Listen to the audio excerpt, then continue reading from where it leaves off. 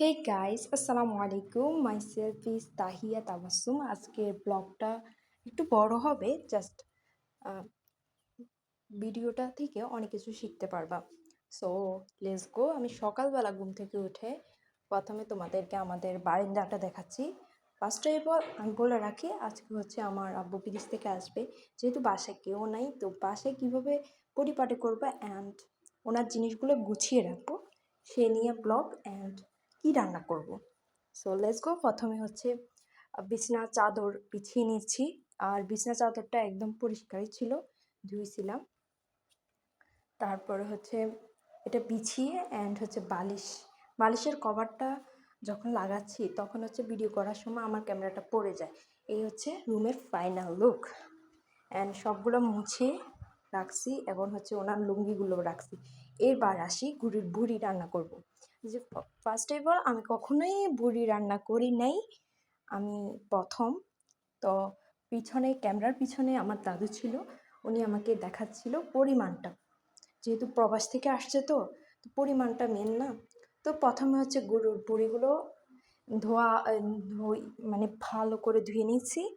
এরপরে হচ্ছে তেল দিয়ে পেঁয়াজ রসুন সবগুলা দিবা। আমি মশলাগুলো আগে দিয়ে ফেলছি, বিকজ পরে দিয়েও দিতে পারবা, কোনো সমস্যা নাই। এগুলো সব আইটেম সবগুলা দিয়ে দিবা। আর এখানে গরুর বুড়ি 1 কেজি থেকেও বেশি ছিল।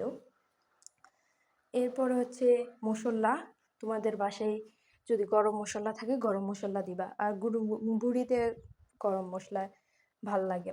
আমাদের হচ্ছে বাসায় 2টা বিদেশি মশলা ছিল আর কি, মানে সব কিছু আইটেমে দেওয়ার জন্য গরম মশলা, তো আমি ওই 2টা থেকেও দিছি। অ্যান্ড বাসায় যেটা ছিল গরম মশলা ওটাও দিছি। এরপরে হচ্ছে পরিমাণটা একটু কম বেশ করে নিবা আর কি। এরপরে হচ্ছে সবগুলো একসাথে দিবা না, গরুর বুড়ি একদম নামানোর আগে কিছু মশলা রেখে দিবা। এরপরে পেঁয়াজ রসুন দিবা, আদা দিবা। রসুন যদি 2 চামচ দাও, চেষ্টা করবা যে আদার পরিমাণ একটু বেশি দেওয়ার জন্য, রসুনের থেকে আদার পরিমাণ বেশি হবে। এরপর সব কিছু দিয়ে তোমার হাতটা ভালো করে পানি দিয়ে হাতটা ধুয়ে নিবা আর কি। তোমার পানির যে ইয়াগুলা থাকবে না, ওইগুলা দিয়ে মূলত গরুর বুড়িগুলা কষানো হবে।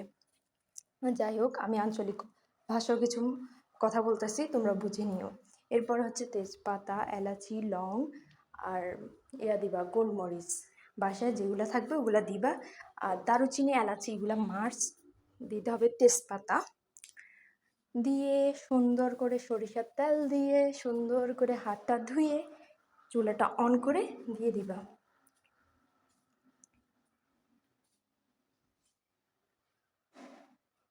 এই দেখো, এই যে ভালো করে গরম হয়ে গেছিলো, আগুন এই হিটটা দিবা একটু বাড়িয়ে দিবা, এখন বাড়িয়ে থাক। এরপরে যখন এই গরুর বড়িগুলো একটু আস্তে আস্তে আস্তে একটু কুচকিয়ে যাবে, মানে আমরা আঞ্চলিক ভাষা বলে যে একটু হারিয়ে যাবে বা একটু কমে যাবে, তখন আগুনের পরিমাণটা একটু কমিয়ে দিবা, বেশি না, মিডিয়াম। এই যে আমার ফাইনাল লুক দেখো। এটা ফাইনাল লুক না, এটা আমি তোমাদেরকে দেখাচ্ছি। এই তো দেখো, এই পানিগুলা দিয়েই একদম পারফেক্ট মানে কষাতে হবে, কোনো পানি ইউজ করা যাবে না এখন। এই দেখো, আমি ওই আগের এই অতটুকু পানি দিয়েছিলাম, যতটুকু আমি হাতগুলো মানে পানি দিয়ে ধুইছি ও অতটুকুই, তোমরা বুঝে নিও। আর আমি ভিডিওটা একটু বড় করছি, বিকজ যারা বিগিনার আছো তারাও দেখলে বুঝতে পারবা।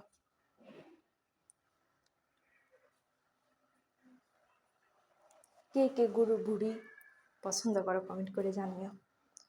আর তোমরা একটু বেশি বেশি করে একটু সাবস্ক্রাইবার করে দিও, বিকজ যারা ইউটিউব থেকে দেখছো তারা তো জানো আমি মানে 1 বছর হয়ে গেছে মানে লং ভিডিও আমি ছাড়তে পারি নাই। সো সরি, যারা আমার লং ভিডিও দেখো তারা হয়তো আমাকে মিস করছো। এই তো পানি দিয়ে দিছি। পানি কখন দিবা? পানি দিবা যখন গরুর বুড়িগুলো পাতিলের তলায় লেগে যাচ্ছে, তখনই তুমি পানি দিবা। পানি কতটুকু দিবা? পানি গুঁড়ি মানে দেখা যাচ্ছে না ততটুকু পরিমাণেই দিবা। তখন আগুনটা একটু বাড়িয়ে দিবা, ফুল স্পিডে দিবা, যাতে গুঁড়ির পানিগুলো ফুটে যায়। এই তো ফুটে গেছে, এখন মিডিয়াম করে দিবা। এই তো আবার দেখবা কি না, এরপরে এটা হচ্ছে তোমার 2-3 উতরানি যাওয়ার পরে আর কি। এই দেখো তলানিতে ভালো করে মানে ইয়া করে দেখবা যে তলানিতে কোনো লেগে যাচ্ছে না, লেগে কিন্তু তোমার এই জিনিসটা পারফেক্টলি কুক হবে না, বুঝতে পারছো? ওই পানিগুলা শুকাবা, আগুনটা মিডিয়াম করে একদম লো হিটে করে দিবা। এই অবস্থায়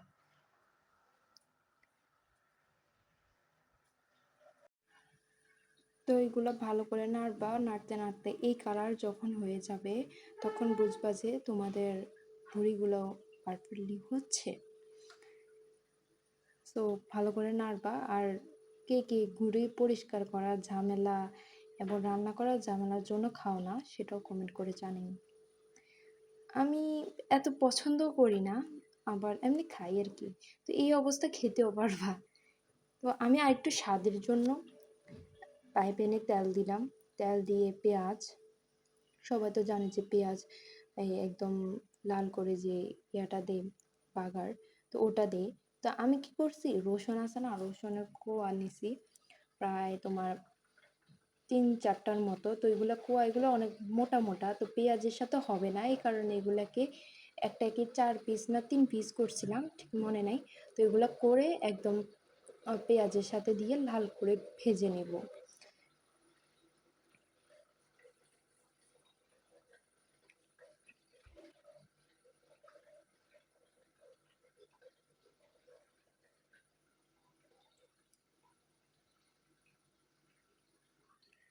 এই যে লাল হয়েছে, একদম লাল হওয়া পর্যন্ত না অপেক্ষা করে একটু লাল হচ্ছে মানে তোমার পেঁয়াজের অনেকগুলো লাল হচ্ছে, অনেকগুলো সাদা আছে, ওই অবস্থায় দেওয়াটাই আমার মনে হয় ভালো।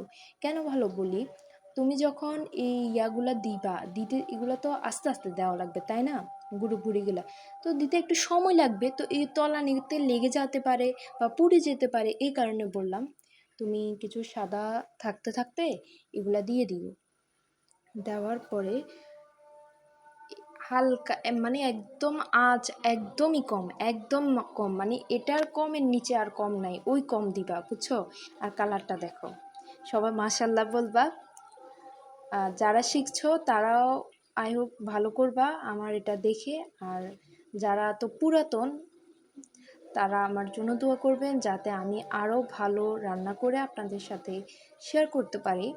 আর বিকজ এটা হচ্ছে আব্বুর জন্য রান্না করতেছি,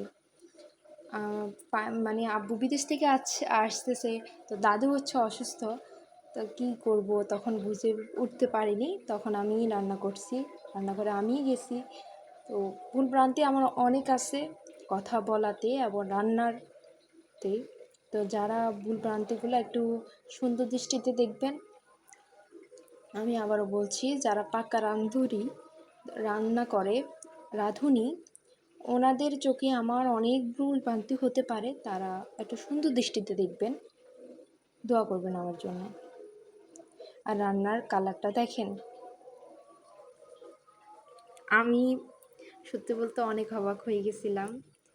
এই তো তোমাদেরকে বলছিলাম না গরম মশলার কথা, এই তো একদম রান্নার শেষে একদম নামানোর আগে তোমরা ধনিয়া পাতা দাও না, সেম ধনিয়া পাতার মতোই দিবা। আর আমার তো লোভ সামলাতে পারছি না, তো আমি একটা নিয়ে খাচ্ছি আর কি।